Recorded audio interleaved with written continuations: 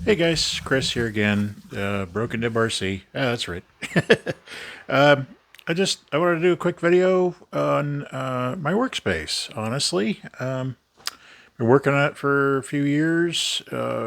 It's one of those things. If you're in the hobby, it's not so much what you drive, but where you work on it. Honestly, and yeah, I just wanted to make a little video, maybe give some ideas to others, show you don't need a fortune to put it together. I did mine one piece at a time. And yeah, I'll just give you a quick little tour. I'm in a garage here in California, and I share it with Alexis. Uh, I don't know, I can't remember the number, the model number, but whatever. This is Alexis. Hi, Alexis. And yeah, it started with a basic workbench, like a 4x8, off a header that I put on the wall in the studs. Came out and then topped it with OSB flooring, which is even, this was before the pandemic, but even with the inflation and everything, they still run about $12 a sheet. So you can get, it's 7/16, and 2x4s coming out. Did split it down the middle, so it's framed down the middle, ready to go. Like I said, top of OSB. I made a table here just about 2 weeks ago, and this guy's made out of 2x3s, but it comes up to the same level as a workbench. And this guy's just freestanding; it's not attached to the wall in any way. And you can see underneath there, I've got room for the Mojave. The Desert Racer fits on top, and then basically it was to get room on the workbench for all this extra, containers and whatnot, and screws and this, that, and the other. And I made this out of scrap. Most of the stuff is out of scrap. It's like there's this like 2x2 you can get at Home Depot for pretty cheap, although it's kind of gnarly. You got to make sure you get straight pieces. Cut it down like that. If you got a chop saw, you give it a workout. I keep everything, so when I do have finished ply, I hang on to all the scraps. And with that in mind, that's how I made all these stands. Same thing with the UDR stand. Just keeps it off the ground. Gives it, so the springs don't compress. Same thing with the SX6. I made that out of scrap, and that locks in. And I can change tires. I could take one or two tires off, and the thing doesn't fall over. That kind of thing. Real simple stuff. You know, when I get a minute, I just got this little guy, the AX24, and just made a little stand out of scrap and painted it with engine paint, and away you go. No big deal. Anyway, that being said, uh, the stuff is not exactly fine workmanship. It is square, but it's not, you know, if you just kind of take the time and kind of plan it out, like there's some, I could point out all the mistakes, but all the shelves are kind of square. And my dad was a professional cabinet maker. He's probably rolling and rolling and rolling in his grave if he ever saw this stuff. And anyway, it went from there, made a shelf, well, sorry, a drawer, and the drawer slides are at a Home Depot. They're less than $20. They're rated at 100 pounds, and I made my own kind of custom, like a 1 foot depth shelf. And inside, I ended up making a top, like a top shelf, like this thing. It carries all the tools I use all the time. And then that slides on a couple pieces of walnut stock. You can get it at Home Depot for not that much. You can get little sticks of walnut. And it's a nice hard wood. You load that up with the candle wax, and you got a little slide. And then I can get to whatever, stuff in the front, stuff at the bottom. This kind of contains the mess. I don't get into like putting tools in the wall. It just never worked for me. So I could throw it in here and then slide this shut if I have to get something underneath, and nobody sees it and whatever. We're all happy. But yeah, it's just real lighting. I changed the lighting in here. I spent a little bit of money and got 2 lighting fixtures. We had 1 fluorescent in here. These are all LEDs. These are just two LED units I put in.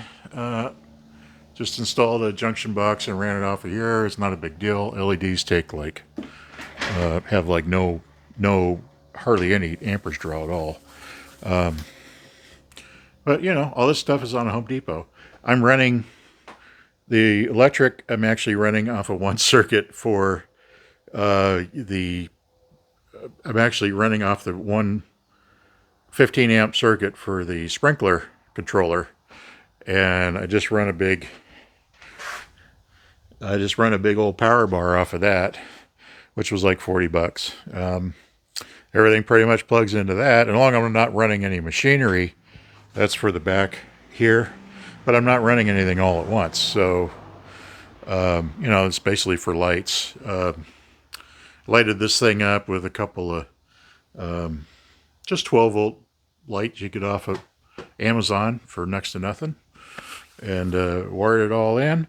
The air compressor, like there's the front door of the garage, obviously, right, the big door, and then I'm just running a little mini air compressor, and I ran plumbing.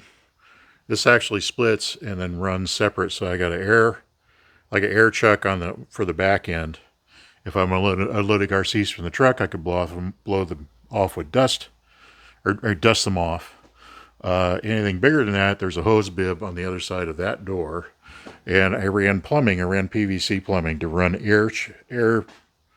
extend the air all the way to here. And I've got another, you know, just another air thing here.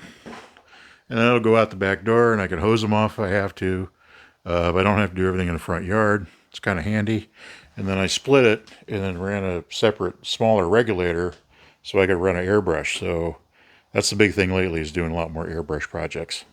And weathering stuff like the WPL, et cetera, et cetera. A few years ago, like, I'm out here in Northern California, and it's kind of, whether you know it or not, we did a lot of G6s were real popular out here about 10 years ago, obviously. And Axial Fest was around the beginning of Axial Fest. It's only about an hour's drive up the road at Cisco Grove. And Chris Perline has their event in Apple Valley. That's about a 5 or 6 hour drive from here. I started to take my pickup to all these events, and I thought, oh, you know what'd be nice is make something to contain all my RCs, and then make it like a platform I could sleep in, and then close off the windows. There's a 12 volt switch off of here for a small light. I could tap into that and then run 12 volt lighting, and, you know, the whole 9 yards, and then go get comfortable. Well, this is before the pandemic. I ended up building this thing, which comes out. It's not permanently attached. It just sits in here. And cool part about that, it's got a 6-foot drawer that runs the full length of the bed. So I could actually pack a SCX6 right here. I need to put the lock on it. And I could put a Mojave and the UDR and a couple crawlers in here, plus a tool bag. You know, I could really stuff a lot of stuff in here. And the nice thing about it is it keeps it out of sight. So once I close this up with the drawer in there, it's a no-brainer. Nobody could see it, so it's not as tantalizing. Let's put it that way. This was a little expensive. I ended up spending about $120 on these drawer slides. They're actually rated for about 400 pounds. and they're for service equipment on trucks. You know, like put a welder, that kind of stuff that comes out. And yeah, so you know, did that and never really looked back. All this stuff is I did it with a chop saw and a real cheap table saw, and I think I got a nailer and a brad nailer. That's about it. The rest is drywall screws. You know, if you take the time to build it yourself, and the nice thing is you build it your way. You don't have to build it according to somebody else's way. And you know, it's a little costly outlay out front, but like I said, half of this I made out of scraps. I just hang on to everything. You know, I need to cut up that OSB. I just, you know, don't like it sitting there. I've made a couple of jumps. Maybe I'll do a video on that. I don't know. The jumps are very heavy. They're a little silly. They're not really good jumps, honestly. So I'll do a redesign on that. But yeah, that's pretty much it. That's where all the magic happens. So you know, I'm always of the opinion that you should build your own stuff. I love this hobby a lot, but I don't know. I won't go into the details, but sometimes it's a little silly. The marketing on it has always been kind of a little goofy. You know, everybody's trying to make a buck, of course, which I don't blame them. But sometimes you don't have to have RC hobby specific materials to, you know, you can find other stuff to make it work.